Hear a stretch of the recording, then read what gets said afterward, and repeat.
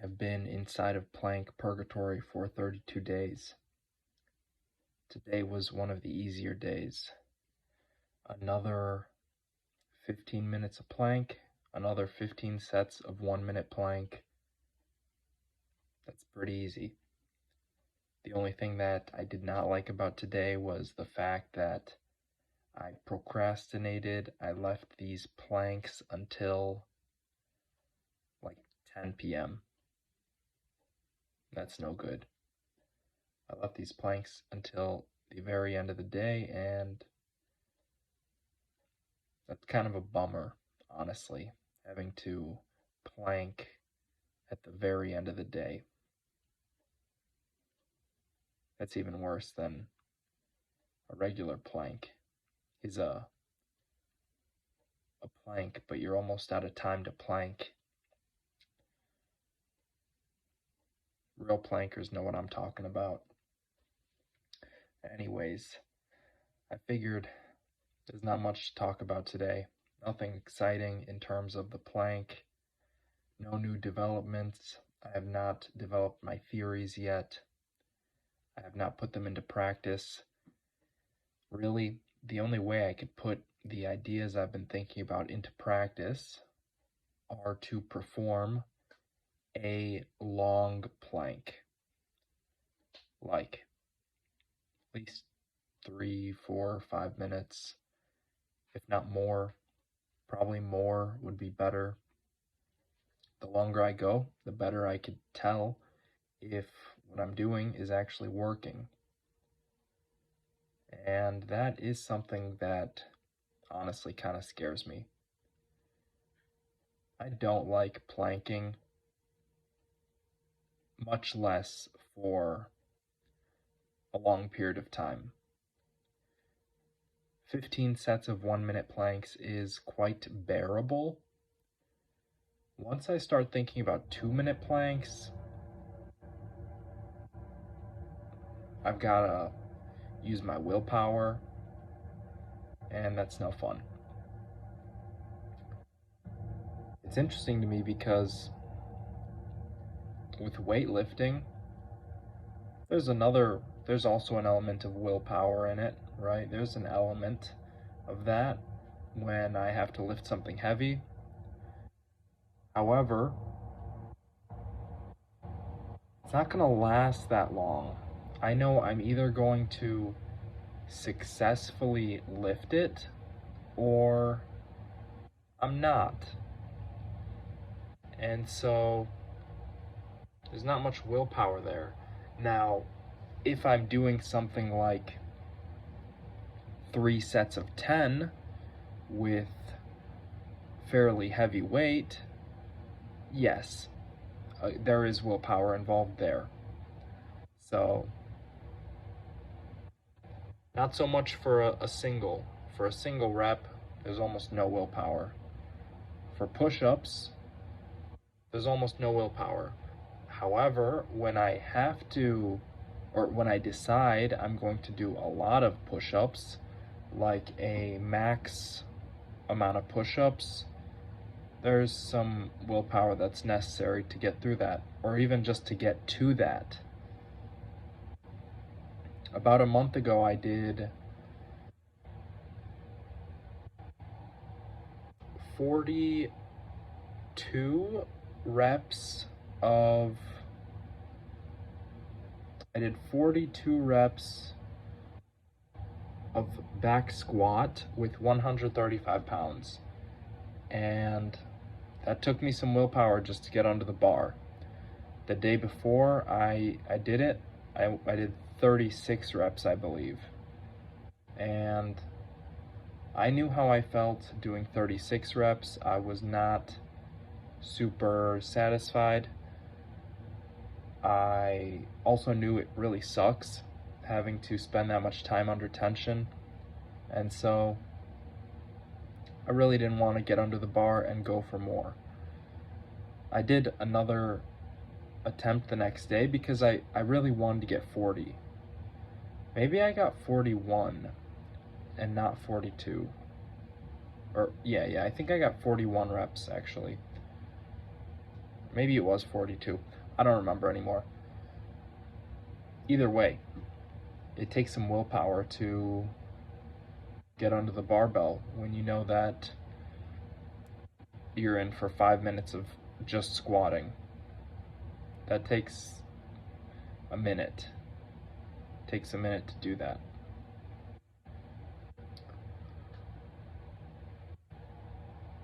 Same thing with the long planks. When I plank for a long time, I take a break in between, catch my breath. I basically relieve all of my stress. So I go into the plank with 0 stress. I try to use as little willpower as possible. But when I know it's coming, I gotta use some. It's inevitable.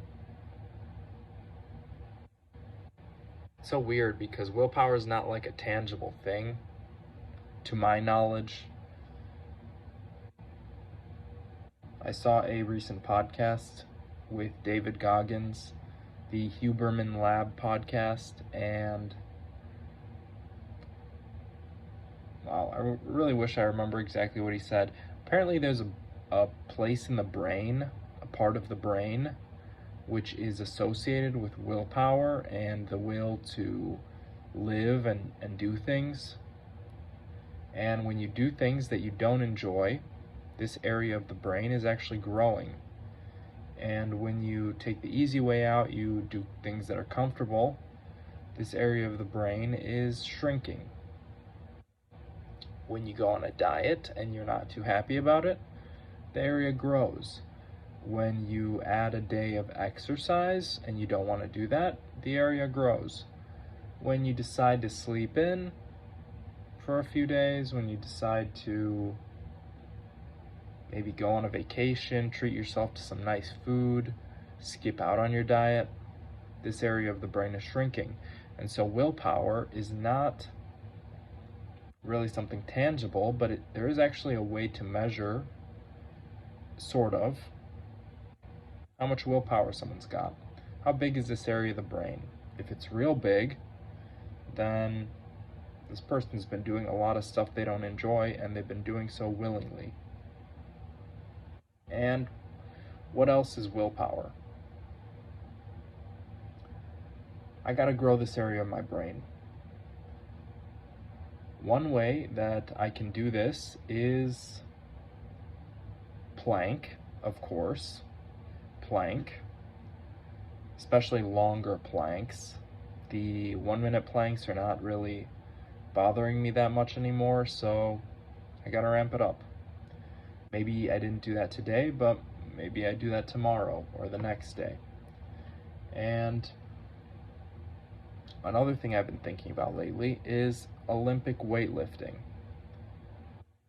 Olympic weightlifting is not like powerlifting. It's not really like gym stuff. You use the same equipment for the most part, but it's quite different from most of the stuff in the gym. There's really only 2 movements in Olympic weightlifting: the clean and jerk and the snatch. And there are different variations of these, so like a power snatch, a power clean, I don't know if there's a power jerk, I don't know. Oh, a press. So there's pressing. So the clean and jerk has, you could do a push press or you could do a jerk. A jerk is where you actually are shifting your legs, but the push press, you don't actually need to adjust your legs. So it's still Olympic weightlifting, it's just in actual competition, they are not really using the push press as much. They're more using a jerk. You'll actually see them kind of jump, literally jump underneath the bar after they throw it up in the air. And it's kind of scary, honestly. it is quite scary, especially if you're new to it. It could be really scary to watch it, and definitely to actually do it.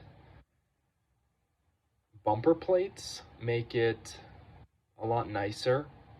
Using rubber bumper plates makes it a lot easier. In my case, I don't really have access to rubber bumper plates, so that means when I do Olympic weightlifting, I'm going raw, steel plates. Steel plates, don't drop them.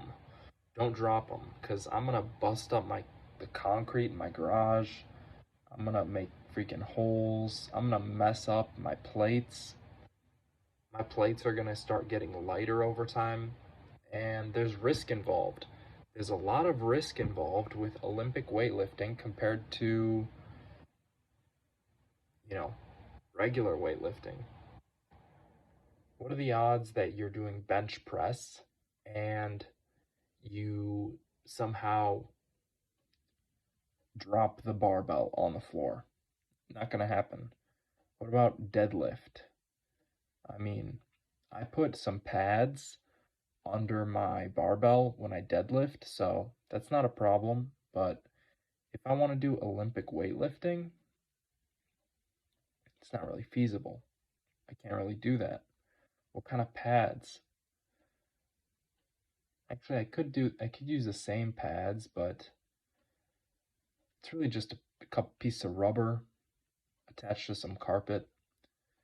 It's not really stopping much. It might honestly still break the concrete if I'm dropping like 100, 200 pounds.